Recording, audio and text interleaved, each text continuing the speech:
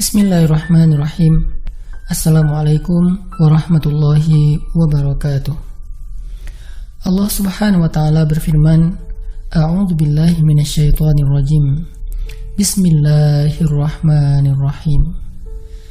Ya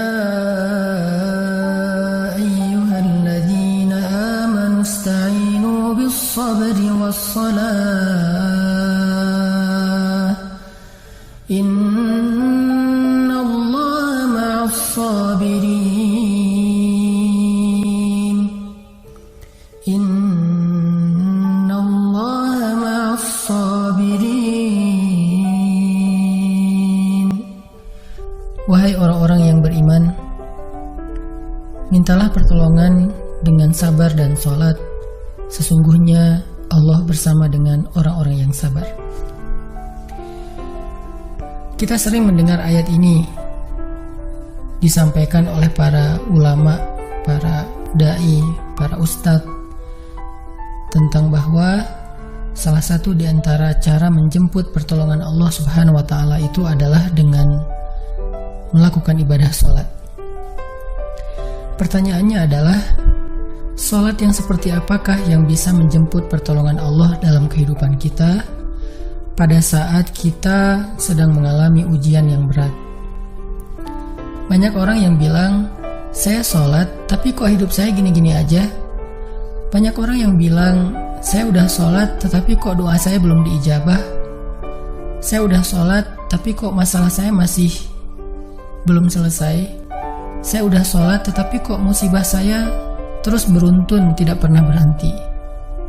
Saya udah sholat tapi kok musibah terus terjadi dalam hidup saya. Sehingga teman-teman yang dirahmati Allah, kita perlu belajar sholat yang seperti apa yang bisa menjemput pertolongan Allah Subhanahu wa ta'ala secara ajaib. Mari kita renungkan sebuah kisah yang pernah disampaikan oleh sahabat Anas bin Malik radhiyallahu an, bahwa dahulu di masa Nabi ada seorang laki-laki di kota Madinah yang melakukan perjalanan antara Syam ke Madinah untuk berdagang. Di tengah perjalanan, laki-laki ini dirampok oleh para perampok.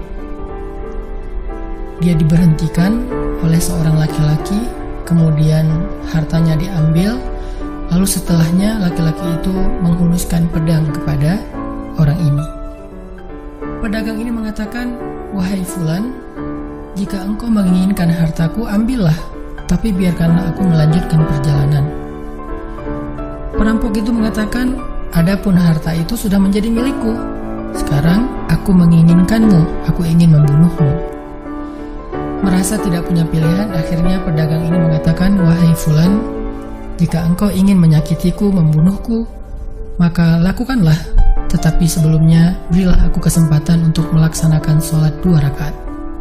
Lalu perampok ini mengatakan, ya sudah, kalau begitu, sholatlah, aku akan berikan engkau waktu sebentar. Maka pedagang ini pun mendirikan sholat dengan sholat yang sangat khusyuk. Di dalam sholat, laki-laki ini setelah membaca Al-Fatihah, dia membaca sebuah ayat di dalam surat An-Naml ayat 62. Apa ayatnya? Dia membaca kalimat, Amman yujibul muttarra idza da'ah. Amman yujibul muttarra idza da'ah wa yakshifus su'a wa yaj'alukum khulafa'al ard. A ilahum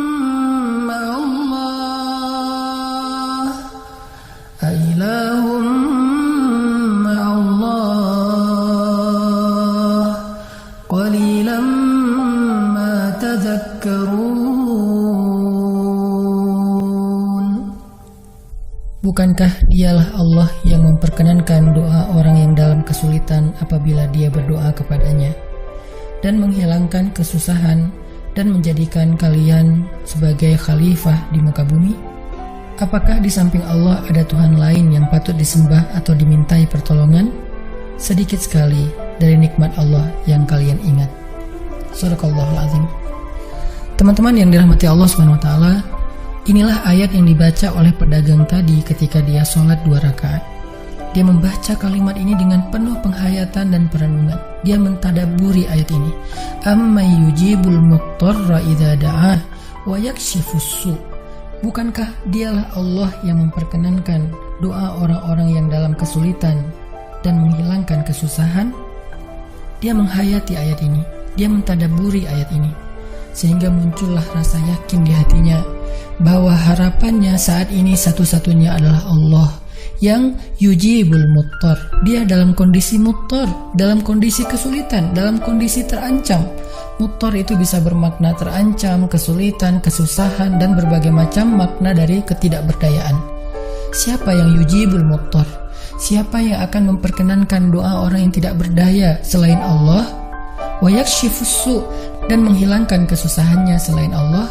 Maka mulai muncullah rasa yakin di dalam hati laki-laki ini setelah membaca ayat tersebut. Setelah selesai dia lakukan sholat, kemudian dia mengangkat kedua tangannya. Dia berdoa kepada Allah dengan menyebut nama-nama Allah yang mulia.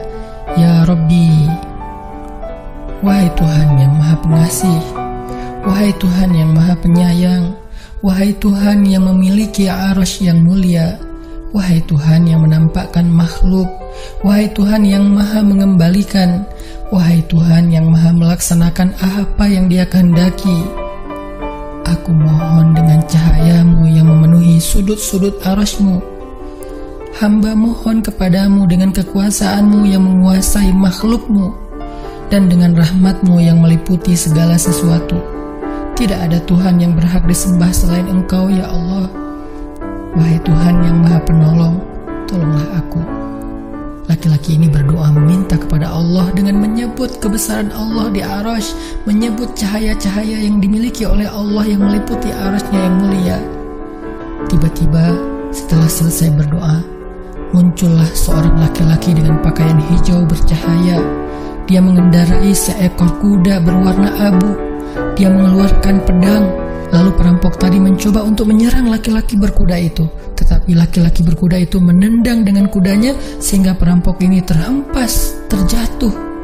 Kemudian laki-laki tersebut membunuh perampok itu seketika. Kemudian pedagang itu bertanya, "Siapakah Tuan?"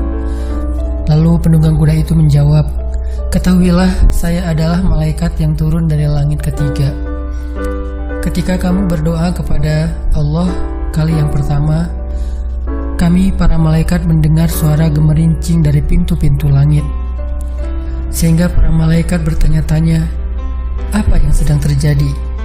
Tiba-tiba muncullah doamu yang kedua, hingga pintu-pintu langit terbuka dan nampaklah cahaya yang sangat benderang. Dan di doamu yang ketiga, datanglah malaikat Jibril kepada kami seraya berseru, siapakah di antara kalian wahai para malaikat yang mau menolong hamba Allah itu? Lalu aku memohon kepada Allah agar Ia mengizinkanku melaksanakan tugas ini. Wahai hamba Allah, ketahuilah, barang siapa yang berdoa dengan doa yang engkau baca tadi ketika dalam kesedihan, penderitaan, dan dalam keadaan sedang susah, maka Allah akan melepaskannya dari kesedihan dan akan menolongnya." Teman-teman yang dirahmati Allah Subhanahu wa taala, itulah salah satu kisah tentang keajaiban sholat seorang pedagang yang dengan sholat itu Allah Subhanahu wa taala mendatangkan pertolongan yang luar biasa dalam masalahnya. Pertanyaannya adalah, apa rahasia sholat pedagang itu sehingga Allah mendatangkan malaikat khusus yang menunggang kuda berwarna abu, lalu malaikat ini membunuh perampok yang ingin mencelakai pedagang itu? Salah satu rahasia dari sholat pedagang itu, kata para ulama, adalah dia melakukan ibadah sholat dengan ihsan, seperti yang dikatakan Nabi tentang bab ihsan, an ta'budallah ka'annaka tarah fa in lam takun tarah fa innahu yarak. Ketika engkau beribadah kepada Allah, seolah-olah engkau melihat Allah. Jika engkau tidak bisa melihat Allah, maka yakinlah Allah melihatmu. Di sini Nabi mengajarkan kepada kita tentang sholat yang terkoneksi langsung dengan Allah Subhanahu wa taala. terkoneksi dalam yakin dan iman sampai seolah-olah kita melihat Allah. Artinya ketika kita bisa sholat seolah-olah kita melihat Allah, lalu dengan kondisi seperti itu kita meminta pertolongan Allah dengan penuh keyakinan, itulah sholat yang mendatangkan pertolongan Allah. Atau kalau kita nggak bisa membayangkan bahwa kita melihat Allah karena itu memang sulit, maka yakinlah Allah melihat kita dan itu pasti. Artinya bahwa Allah itu pasti mendengar kita, melihat kita, dan sedang menunggu apa yang kita butuhkan. Maka orang yang bisa melakukan sholat dalam keadaan benar-benar seperti sedang bertemu dengan Allah, lalu dia meminta pertolongan Allah Subhanahu wa Ta'ala seperti pedagang tadi, maka sholatnya itulah yang disebut di dalam Al-Quran wasta'inu bis sabri was sholah, sholat yang bisa mendatangkan pertolongan Allah Subhanahu wa Ta'ala. Semakin sering kita melakukan sholat dengan ihsan, benar-benar seperti bertemu dengan Allah Subhanahu wa Ta'ala. Kalau kita nggak bisa ngerasain bagaimana cara menghayati kita melihat Allah, yakinlah Allah melihat kita. Dan kalau kita bisa mendawamkan ini dalam sholat 5 waktu dan dalam sholat-sholat sunnah kita yang lain, terutama sholat tahajud, maka insya Allah sholat kita sudah menjadi jalan keajaiban dalam kehidupan kita.